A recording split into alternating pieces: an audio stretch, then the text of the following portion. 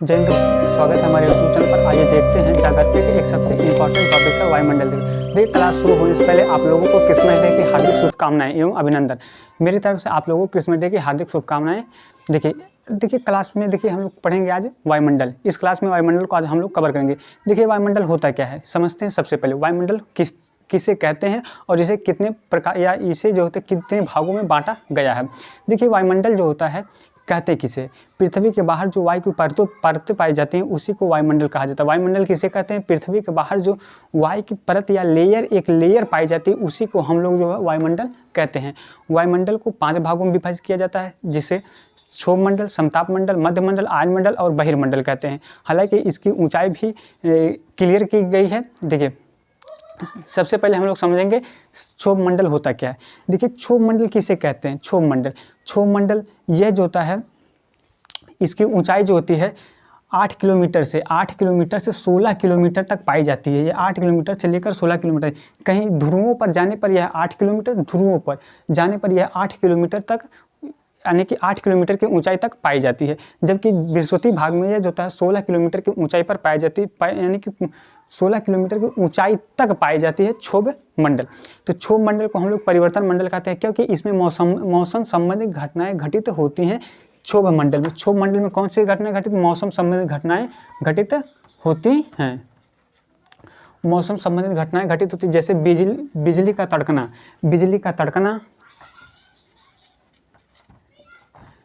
तड़कना, बादल का बनना, जो ये सारी घटनाएं जो होती है क्षोभ मंडल में घटित होती हैं। क्षोभ मंडल की ऊंचाई बृहस्पति भाग में जो होता है यह 16 किलोमीटर की ऊंचाई तक पाई जाती हैं, जबकि यह ध्रुवों पर जो होता है 8 किलोमीटर की ऊंचाई तक ही पाई जाती हैं। समझते हैं। देखिए, क्षोभ मंडल को हम लोग परिवर्तन मंडल कहते हैं, क्योंकि इस मंडल में जो होता है मौसम संबंधित घटनाएं घटित होती हैं। क्योंकि इसमें मौसम संबंधित घटनाएं घटित होती हैं, बिजली का बनना, बादल का बनना, कुहरा, धुआंसा, ये सारी चीज़ें इसी मंडल में होता है। हेलीकॉप्टर किस मंडल में चलता है, तो हेलीकॉप्टर जो है क्षोभ मंडल में उड़ाया जाता है। देखिए, अभी जो होता है बिपिन रावत की मृत्यु 8 दिसंबर को हुई है। यह एक बहुत दुखद घटना है। वह जो होता है किस मंडल में उड़ रहा था, तो क्षोभ मंडल में उड़ रहा था। तो उस हेलीकॉप्टर क्या नाम था, MI-70 V5 उस हेलीकॉप्टर का नाम था, जो बिपिन रावत है जिस हेलीकॉप्टर और उनकी पत्नी मधुलिका जी जो है जा रहे थे। ये एक बहुत दुखद घटना है। देखिए, बादल का बनना, मौसम संबंधी घटनाएं, संवहनी धाराएं किस मंडल में चलती थी, क्षोभ मंडल में चलती, इसलिए इसे संवहन मंडल भी कहते हैं। क्षोभ मंडल को कौन से मंडल कहा जाता है, क्षोभ मंडल को जो होता है संवहन मंडल के नाम से भी जाना जाता है, क्योंकि यहाँ पर जो होता है संवहनी धाराएं चलती हैं। संवहनी बृहस्पति भागों में संवहनी धाराएं चलती हैं, जो दोपहर के बाद जो होते हैं वर्षा होती है। ये संवहनी धाराएं जो होती है क्षोभ मंडल में ही चलती हैं। तो इसलिए इसे हम लोग परिवर्तन मंडल और संवहन मंडल के नाम से भी जानते हैं। क्षोभ मंडल के ऊपरी भाग में 1.5 किलोमीटर एक मोटी पट्टी पाई जाती है, जिसे हम लोग क्षोभ सीमा कहते हैं। क्षोभ सीमा किसे कहा जाता है, क्षोभ सीमा किसे कहा जाता है,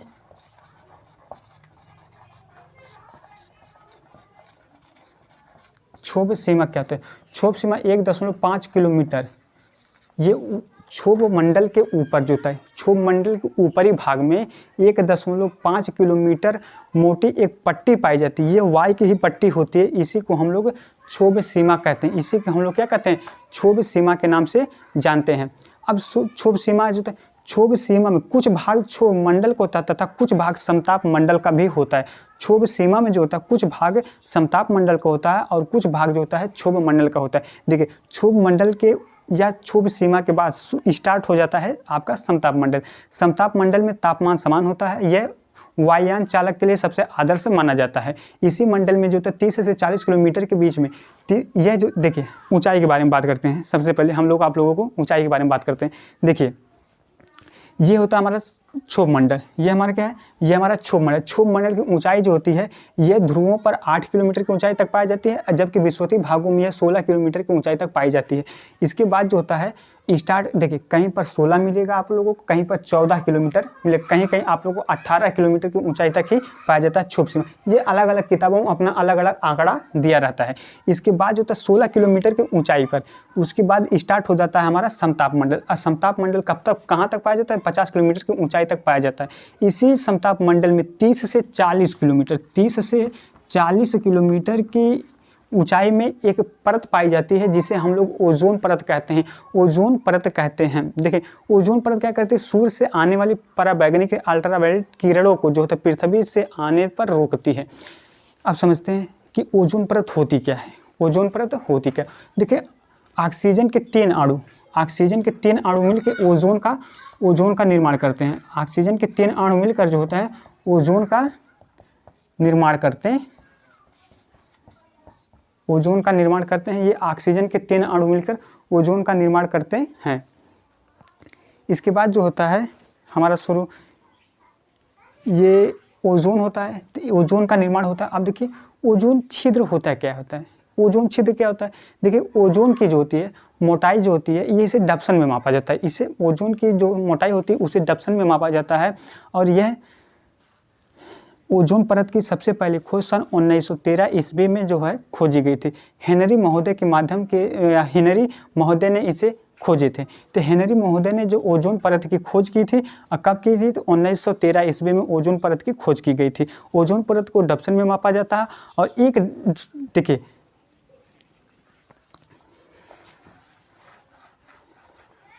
इसे डप्सन में मापा जाता है।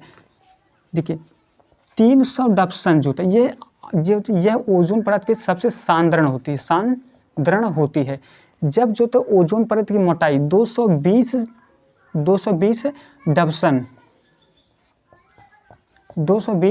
डप्सन होती है तो इसे ओजोन छिद्र नहीं कहा जाता है। जब 220 डप्सन से कम इसकी मोटाई हो जाती है तो उसी को हम लोग ओजोन छिद्र कहते हैं। ओजोन छिद्र का मतलब होता है कि ओजोन परत का पतला होना, ओजोन परत का पतला होना ओजोन छिद्र कहलाता है, उसी को ओजोन छिद्र। ओजोन छिद्र जो तो सबसे पहले अंटार्कटिका महाद्वीप पर देखे गए और दूसरी बार भी वहीं पर देखे गए। पहली बार सन 1985 ईस्वी में अंटार्कटिका में देखा गया था ओजोन छिद्र। हालांकि यह पृथ्वी के लिए सबसे खतरनाक साबित हो सकता है ओजोन छिद्र, क्योंकि पृथ्वी पे जो होता है सूर्य द्वारा जो अल्ट्रावायलेट किरणें होती है वो सीधे धरती पर आएंगी तो जिससे त्वचा कैंसर रोग उत्पन्न होने लगेगा और ये सबसे खतरनाक किरण होती है। और जबकि ये ओजोन के माध्यम से ये ओजोन परत जो होता है इसका जो क्या करती है उसे अवशोषित कर लेती है और जो उसका जो शेष बचता है वही आता है। हालांकि वह नुकसानदायक नहीं होती है, लेकिन ओजोन छिद्र जो होता है यह सबसे बड़ा समस्या भारत के पूरे विश्व के लिए बन चुका है। हालांकि यह जो होता है सबसे पहले ओजोन छिद्र जो 1985 ईस्वी में देखी गई थी। ओजोन छिद्र की खोज कब की गई थी, तो 1913 ईस्वी में ओजोन छिद्र की खोज की गई।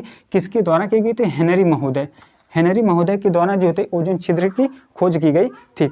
ओजोन को जो होता है ओजोन लेयर जो होता है समताप मंडल में पाई जाती है 30 से 40 किलोमीटर के बीच में पाई जाती है और समताप मंडल की ऊंचाई 50 किलोमीटर तक ही पाई जाती है। समताप मंडल में जो होता है इस समताप मंडल में इसमें जो होता है यह वायुयान चालक के लिए सबसे आदर्श माना जाता है, क्योंकि इसमें तापमान समान होता है। अब देखिए इसके बाद शुरू हो जाता है समताप सीमा क्या होती है। समताप सीमा होती क्या है,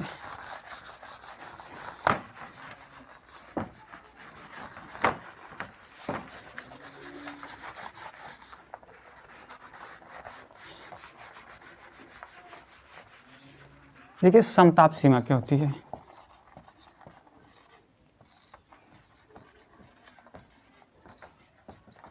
देखिए समताप मंडल के ऊपरी भाग में 1.5 किलोमीटर एक मोटी पट्टी पाई जाती है। यह वायु की ही पट्टी होती है, उसी को हम लोग समताप सीमा कहते हैं। इसमें कुछ भाग मध्य मंडल का होता है और कुछ भाग जो होता है समताप मंडल का होता है।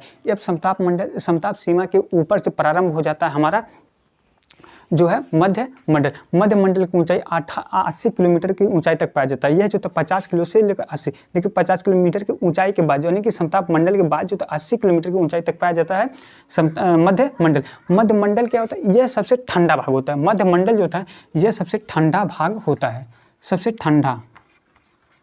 ठंडा मंडल या सबसे ठंडा भाग होता है। इसके बाद जो तो समताप मंडल के बाद मध्य मंडल के बाद ऊपरी सीमा, यानी कि मध्य मंडल के ऊपरी सीमा में मध्य सीमा पाई जाती है। मध्य मंडल के ऊपरी भाग में मध्य सीमा पाई जाती है। मध्य सीमा यह 1.5 किलोमीटर मोटी होती है, जिसमें आयन मंडल के कुछ भाग होते हैं और मध्य मंडल के कुछ भाग सम्मिलित होते हैं। हालांकि वायुमंडल में एकाएक कोई चीज़ प्रारंभ नहीं होता, उसमें कुछ अंश तो मध्य मंडल का रहता है और कुछ जो होता है आयन मंडल का होता है। उसी को हम लोग सीमा, यानी कि उसी को हम लोग मध्य सीमा, मध्य मंडल के ऊपर है तो मध्य सीमा कहेंगे, आयन मंडल के ऊपर तो आयन सीमा के नाम से जानते हैं। ये सारी चीज़ें होती हैं। इसके बाद शुरू होता है आयन मंडल। आयन मंडल कहते किसे? देखिए, आयन मंडल होता क्या है, और आयन मंडल में कुछ आयन मंडल में कुछ परतें होती हैं, जिसे डी लेयर, ई लेयर, एफ लेयर, जी लेयर के नाम से भी जानते हैं।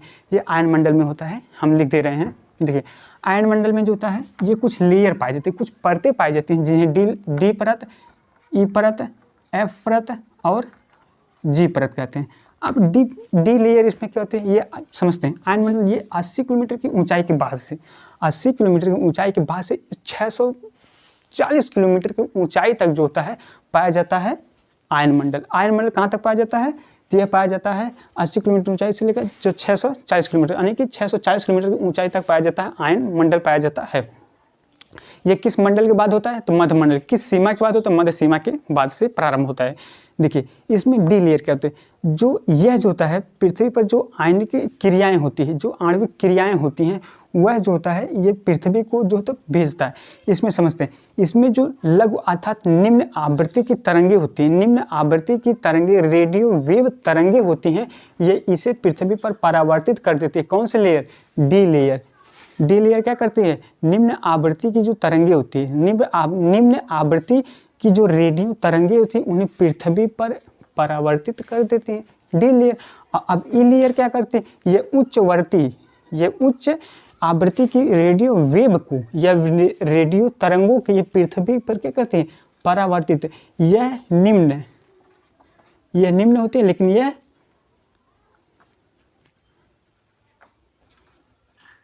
उच्च। यह निम्न वेव तरंगों को और यह निम्न आवृत्ति की वेव तरंगों, रेडियो वेव तरंगों को, यानी कि वेव को क्या करते हैं? पृथ्वी पर परावर्तित करते हैं। अब एफ और जी क्या करते हैं? एफ और जी लेयर ये करनी क्या है? अब देखिए, एफ और जी ये दोनों लेयर जो तो सभी प्रकार के आवृत्ति, सभी प्रकार के निम्न हो या उच्च हो, ये आवृत्ति को या फ्रीक्वेंसी रेडियो वेव को जो तो पृथ्वी पर परावर्तित करती है। यह सभी प्रकार के वेव को पृथ्वी पर परावर्तित कर देती हैं। आप समझते हैं अरोरा की घटना जो होता है इसी मंडल में देखने को मिलते हैं। अब अरोरा होता क्या है आप समझते हैं? थोड़ा सा अरोरा हमें थोड़ा सा बाईपास, ये हालांकि बाईपास चीज़ होती है, बाईपास जैसे सूर्य, आप समझते हैं। हम आप लोग को अरोरा समझा दे रहे हैं यहीं पर, जो कि अरोरा इसी मंडल में देखा जाता है। अरोरा कहाँ देखा जाता है? अरोरा इसी मंडल में,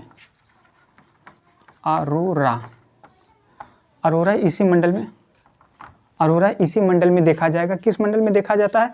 आयन मंडल में। आयन मंडल के ऊपर एक मोटी पट्टी पाई जाती है जो 1.5 किलोमीटर मोटी होती है, लगभग 1.5 किलोमीटर मोटी पट्टी पाई जाती है, जिसे हम लोग आयन सीमा कहते हैं। आयन सीमा के बाद जो होता है प्रारंभ हो जाता है बहिर्मंडल। बहिर्मंडल के कुछ लोगों ने इसकी ऊंचाई की कल्पना भी की, 1000 किलोमीटर तक ही माना है। हालांकि उसके बाद इसका ये अथाह होता है। तो इसमें जो होता है, इसमें हाइड्रोजन और हीलियम गैसें पाई जाती है। बहिर्मंडल में क्या होता है? हाइड्रोजन और हीलियम ये गैसें पाई जाती हैं। अरोरा समझ लेते हैं हम। अरोरा होता क्या है? ये है हमारा सूर्य। ये क्या है? हमारा सूर्य। सूर्य में कितने लेयर होते हैं? 3। ये देखिए, सूर्य का ये वाला भाग हम काट दे रहे हैं, ठीक? ये वाला भाग देखिए, ये भाग काट दे रहे हैं। अब हम आप लोगों को अरोरा समझा दे रहे हैं यहीं पर। हालांकि ये जो होता है सौरमंडल का टॉपिक है। अरोरा जो होता है ये सौरमंडल का टॉपिक है। ये हमारा है सूर्य। सूर्य अभी कहेंगे ये कैसे हमारा सूर्य? देखिए, ये हमारा है क्या है? सूर्य है। सन लिख दे रहे हैं, सन। ये सूर्य का इतना भाग हमने काट लिया। ये इतना भाग काटा कि नहीं? काट लिया। अब इसका ये वाला भाग जो तो कोर कहलाता है। ये नीचे वाला भाग कोर, जिसे रेडिएटिव जो विकिरण मंडल, ये रेडिएटिव जोन होता है, ये कन्वेक्टिव जोन होता है। यह कन्वेक्टिव रेडिएटिव जोन, ये रेडिएटिव जोन, ये कन्वेक्टिव, इसे संवहन मंडल, इसे विकिरण मंडल कहते हैं। ये होता है कोर। विकिरण मंडल ये है, संवहन मंडल ये है, कोर। इसी में हाइड्रोजन का हीलियम में संलयन हो रहा है, कोर में ही हाइड्रोजन का हीलियम में संलयन हो रहा है। इसके बाद अब देखिए यहाँ जब जो होता है यहाँ पर टेम्परेचर, यहीं पर हाइड्रोजन का हीलियम में संलयन हो रहा है। और संलयन, सूर्य में संलयन की सबसे पहले जानकारी बोधे महोदय ने दिए थे। संलयन की जो क्रिया, सूर्य में जो संलयन की क्रिया हो रही, इसकी सबसे पहले जानकारी बोधे महोदय ने दिए थे। हालांकि यह इसका टेम्परेचर लगभग 15 मिलियन सेल्सियस होता है, 15 मिलियन सेल्सियस होता है। जब इसका टेम्परेचर अधिक हो जाता है तो यह टेम्परेचर अधिक हो जाता है तो यहाँ से क्या करती, सौर ज्वाला जो होता है निकल कर रेडिएटिव जोन और कन्वेक्टिव जोन को चीरती हुई, कन्वेक्टिव जोन में। अब देखिए रेडिएटिव जोन किसे कहते हैं समझते हैं। रेडिएटिव जोन, इसमें जो किरणों का उत्पन्न होता है, इसमें कई प्रकार की किरणें उत्पन्न होती है जो हमें कोर में दिखाई ना देकर हमें रेडिएटिव जोन में दिखाई देती है। जैसे गामा किरण, अल्फा किरण और एक्स किरण और फोटॉन, ये सारी चीज़ें हमें रेडिएटिव जोन में दिखाई देती हैं। जो कन्वेक्टिव जोन होता है, इसमें हाइड्रोजन की परत पाई जाती है, जिन्हें हम सेल कहते हैं, सेल कहते हैं। इसमें हाइड्रोजन ये इसी को चीरती हुई क्या कहती है, सौरमंडल में प्रवेश कर जाती हैं। ये इसी को चीरती हुई सौरमंडल में प्रवेश कर जाती हैं। जिस ज्वाला के पास 4000 डिग्री सेल्सियस तापमान रहता है, वह सूर्य उसे अपनी ओर आकर्षित कर लेता है। लेकिन जिस ज्वाला के पास 6000 डिग्री सेल्सियस तापमान रहता है, 6000 सेल्सियस तापमान रहता है, वह सौरमंडल की ओर क्या करती है, आगे बढ़ती हैं। वह सौरमंडल की ओर आगे बढ़ती है। और सौरमंडल में रहता है हमारा है पृथ्वी। यह क्या हमारा है, पृथ्वी। ये हमारी पृथ्वी रहती है। तो जब यह जो होता है, जब यह पृथ्वी की ओर आता है, तो पृथ्वी की ओर आता है और पृथ्वी पर रहती है वायुमंडल, और वायुमंडल इसे कर देती है विचलित। पृथ्वी पर रहता है वायुमंडल और वायुमंडल इसे कर देता है विचलित। किसे, सौर ज्वाला को विचलित कर देता है। जिस प्रकार यह जो होता है 2 भागों में बट जाता है। जब यह इधर जाता है, उत्तरी, पृथ्वी के उत्तरी ध्रुव जब यह बट जाता है, विचलित कर देता है, तो एक होता है दक्षिण ध्रुव की ओर जाने लगता है। जब यह ज्वाला जो होती है, हमें यह लाल रंग की दिखाई देती है ज्वाला, यही ज्वाला हमें आयन मंडल में दिखाई देती है। इसी को हम लोग अरोरा कहते हैं। अब देखिए अरोरा 2 प्रकार के होते हैं, एक होता है अरोरा एस्टेरेसिस, एक होता है अरोरा बोरियोलिस। अब अरोरा बोरियोलिस क्या होता है, अरोरा एस्टेरेसिस क्या होता है, जब इसे वायुमंडल विचलित कर देती है ना, तो जो अरोरा ज्वाला, मतलब जो होता है ज्वाला, मतलब अरोरा मतलब समझिए आग का गोला या ज्वाला जो था, जो उत्तरी ध्रुव ओर की जाएगा उसे बोरियोलिस कहा जाता है। अरोरा बोरियोलिस, इसे अरोरा बोरियोलिस कहा जाता है। और इसे अरोरा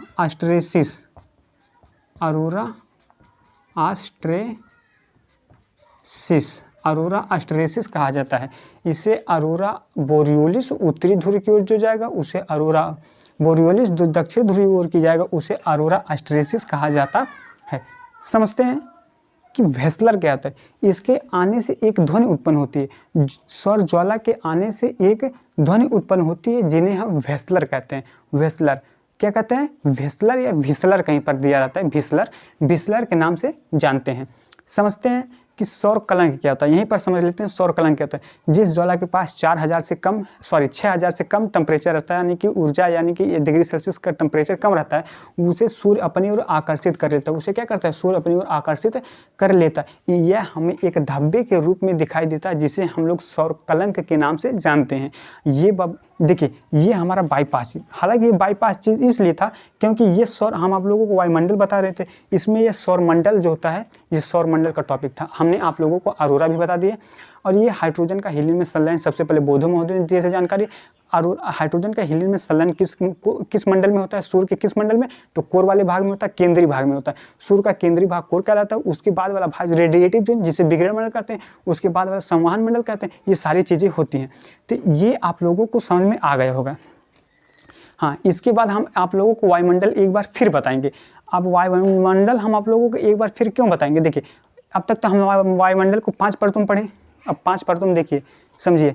ये वायुमंडल को कितनी परत है, ये क्षोभ मंडल, वायुमंडल में कुल कितनी परतें? 5 परतें।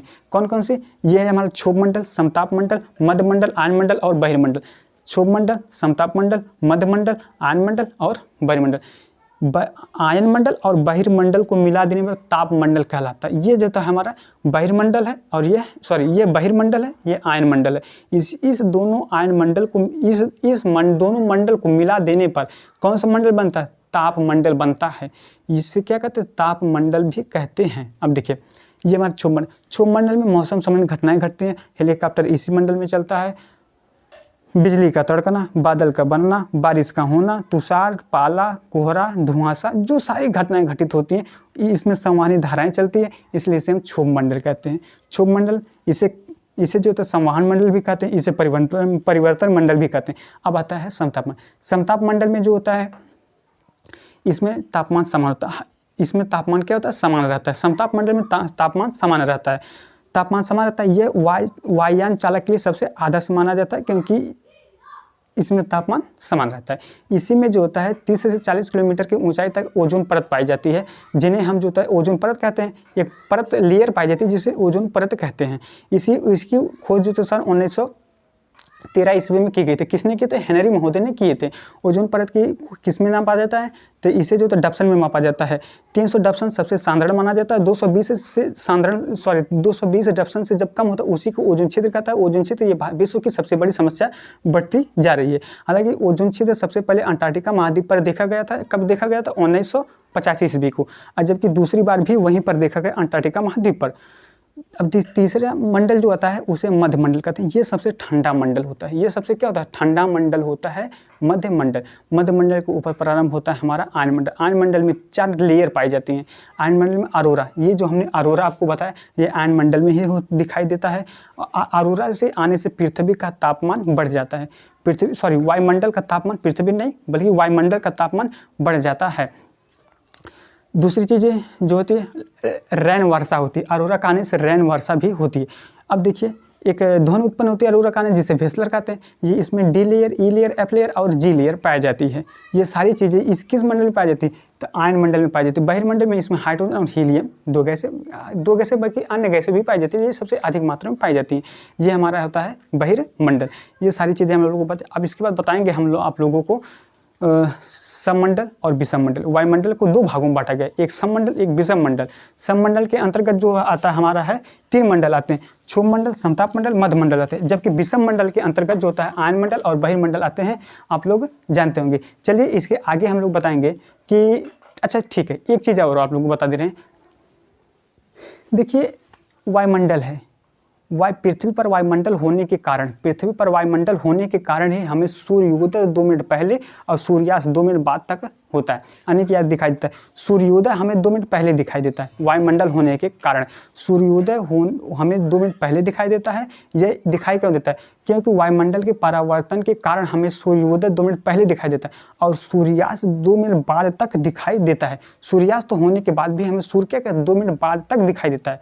ऐसा इस कारण होता है कि यह वायुमंडल के अपवर्तन के कारण होता है। ये वायुमंडल के अपवर्तन के कारण होता है। दूसरी चीज़ें समझते हैं, इस कारण दिन की अवधि बढ़ जाती है। चलिए आज के लिए बस इतना ही। आप लोग अच्छे से मेहनत करिए, पूरी लगन लगा दीजिए पढ़ाई करने में। न कर तमन्ना तू किसी को पाने की, बेदर्द निगाहें हैं इस ज़माने की। न कर तमन्ना तू किसी को पाने की, बेदर्द निगाहें हैं इस ज़माने की। खुद को बना काबिल ऐ मेरे दोस्त की, लोग करे तमन्ना तुझे पाने की। बस आज के लिए इतना ही। Thank you so much. जय हिंद दोस्तों, फिर मिलेंगे अगले वीडियो में।